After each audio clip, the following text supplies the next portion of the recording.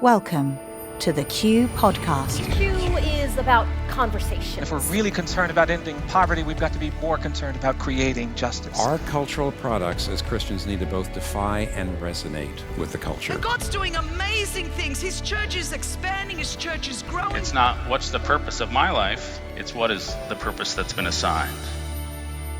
Stay curious, think well, advance good. This is Q.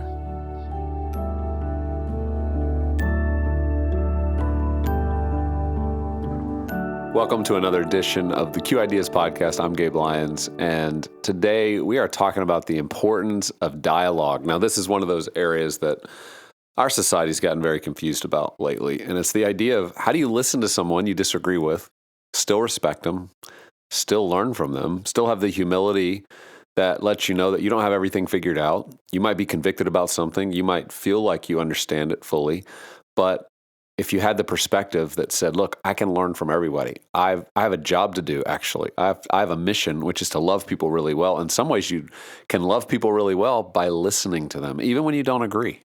And then having really civil and respectful dialogue about those things. Well, this is core to the mission of Q Ideas. We have been, for now 18 years, creating space where dialogue can happen, where two people can sit with one another and not agree on everything, but find some common ground and find spaces with which they agree. And the posture by which we've been doing that is driven by a biblical idea. And this biblical idea is that everyone is made in the image of God and therefore deserving of our respect, of our kindness, of our compassion, of our listening, of us learning about them, exploring, having curiosity about the other person. Well, today you're going to hear a 9-minute talk given by Rebekah Lyons, my wife. And many of you know Rebekah, you've heard her speak, or maybe you've read one of her books, or maybe listen to the podcast her and I host called Rhythms for Life. But together, we're always trying to explore this intersection of faith, life, culture, the new demands that are pressed into all of us in our society as it relates to our mental health, emotional health, spiritual health, and relational health. And so in the pursuit of that, Rebekah, over the last year, has been just very convicted about this one point, is how do we better understand this idea that we are meant to connect with one another, to listen to one another, to not be pursuing this ideology that it's us versus them, and that one of us has to win. And I think in a time where we need some refreshing on some of these deeper ideas, these foundational ideas of how we get along despite differences, I think you're going to be really encouraged by what she has to say. It was one of our top-rated talks at this last year's Culture Summit because it spoke to a need we all have, which is we long for. We long for us to get along, and we long to know how to get along with people even when our media, maybe even when the headlines, our social media, and many other areas have become more divisive in our life, that we as individuals, we as image bearers want to be the kind that walk forward and show that kind of love and express that kind of peace in our society. So let's listen now to Rebekah Lyons.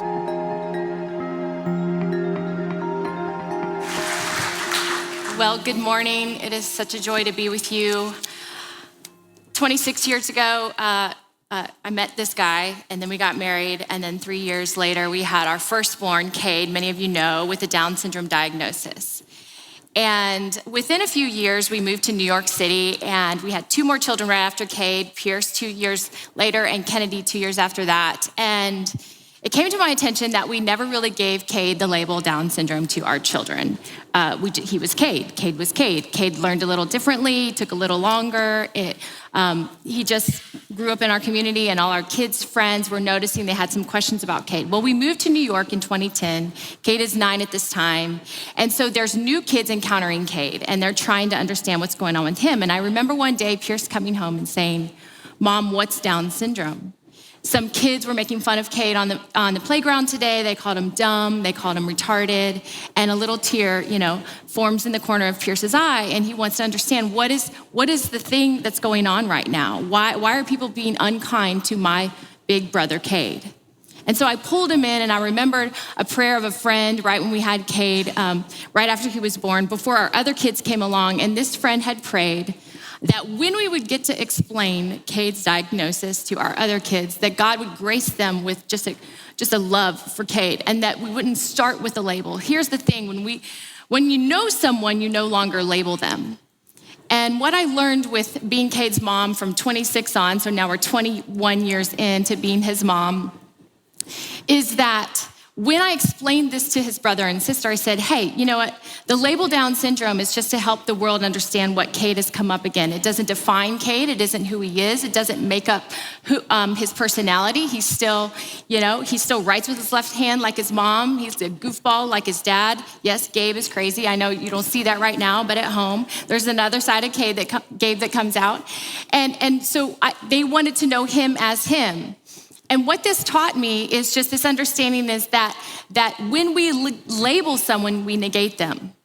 And so this has gone on and on and on in different ways. I'm so glad to know that there's advocacy around special needs, and this is not something that is so alienating and isolating. But I look at 2020, 21, 22, and the polarization that's come when we continue to label one another, when we continue to put us versus them. So I just want to read a moment what Romans is commanding us right here. Let love be without hypocrisy. Detest evil and cling to what is good. Love one another deeply as brothers and sisters. Outdo one another in showing honor. Do not lack diligence and zeal. Be fervent in the spirit. Rejoice in hope. Be patient in affliction. Be persistent in prayer.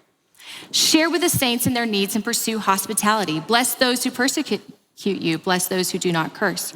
Rejoice with those who rejoice. Weep with those who weep.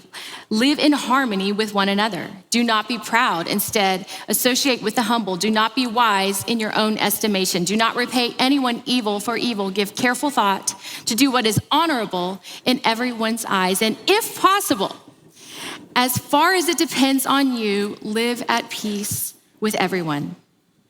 A couple years after this conversation with the kids about Cade and how people saw him as the other, I went to Israel on a peacemaking trip with about 30 writers, and we had conversations with Israeli and Palestinian mamas who had lost their sons to one another through war.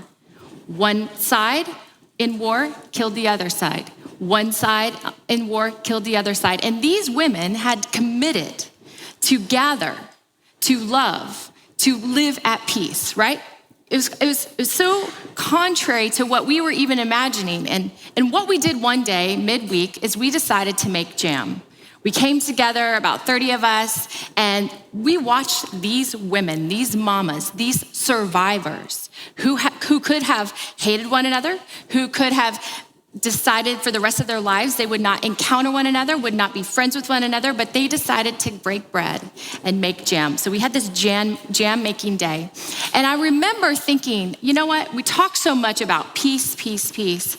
But what I was so gripped by, even in the Holy Land, is that you can't know peace apart from the Prince of Peace. And sometimes when there's conflict, when there's labeling, when there's us versus them, we get back into our own ability to create peace. And Jesus is so clear. He says, the peace I give, the world cannot give. So don't be troubled and afraid. And so what does it look like to stay in relationship with someone that you don't really agree with? You don't see things the same way. You don't land in the same place. You're hearing a lot of conversations today and tomorrow about opposites, right? The polarization of ideas and how there's a war on ideas. But how do we, as Christ followers, how are we ones who are peacemakers, who are children of God? It says, blessed are the peacemakers, for they are children of God. And then when we hold this tension, I'm reminded of 1 John, because I've been thinking about this a lot lately. I wonder, how do we be faithful? How do we be a faithful remnant who can hold a tension of something that's challenging and gripping, and that we can still discern in the armor of God with a belt of truth, that we can understand that there's a difference between the truth and a lie, right? So we can wear a belt of truth, but also we can have feet that are shod with the preparation of a gospel of peace, right? So we can hold the tension of knowing truth, but we can be ones who carry peace. That when we enter a room, we are carriers of peace. We usher in peace. I'm coming here to this idea of how do we know God through love? If we're supposed to live at peace through love, then when we jump here, it says, one who loves has been born of God and knows God. The one who does not love does not know God, because God is love. Well, we could start there. So maybe we could people who love, who carry peace because we know God, because God is love. And we don't need to expect people outside the church to act the same way because perhaps they don't know God. But if we do and we claim to be born of God and know God, the one who does not love does not know God because God is love. God's love was revealed among us in this way. God sent his son into the world so that we might live through him. Love consists in this. Not that we love God, but he loved us first and sent his son to be the atoning sacrifice for our sin.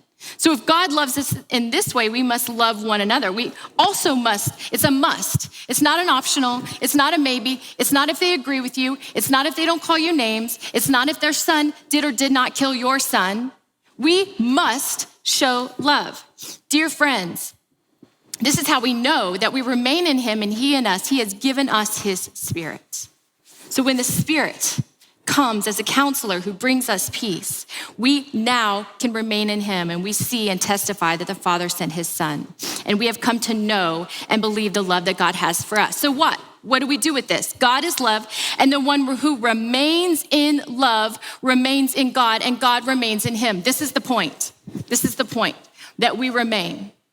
Not only do we remain in God, we remain with one another. We remain in relationship. We decide to not leave the room when we hear something we don't like, when we hear something we don't agree with. We decide not to break covenant or break relationship as brothers and sisters. It's in the church and it's outside the church. How do we remain? How do we remain in love? Here's the thing right here. There is no fear in love. Instead, perfect love drives out fear because fear involves punishment. So the one who fears is not complete in love. The one who fears is not complete in love. Do we need to be that person? Do we need to be, as sons and daughters of God, again, peacemakers who are children of God, do we need to be the ones who fear that involves punishment? We love because he first loved us. And this is how we know we are God's children, when we love God and obey his commands. And these commands are not a burden. We remain. If the seedbed of revival is prayer, I also believe that the seedbed of revival is when we remain, that we set a tone as a church, as the people, the sons and daughters of God, decide we are going to stay. We're going to stay in relationship with one another. We're reconciled to the Father, reconciled to each other, so that the world outside could see that we did not leave the room when things got hard.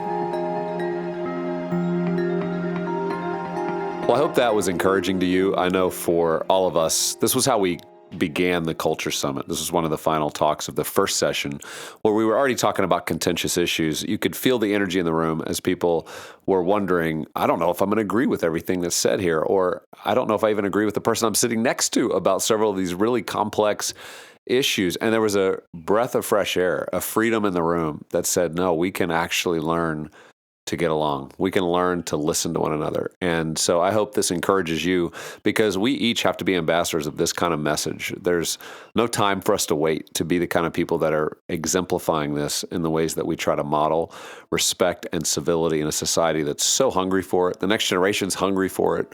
They'll look anywhere for somebody who's willing to model and lead this way. And so I hope we can all be those kind of leaders as we move forward. I hope you have a wonderful week.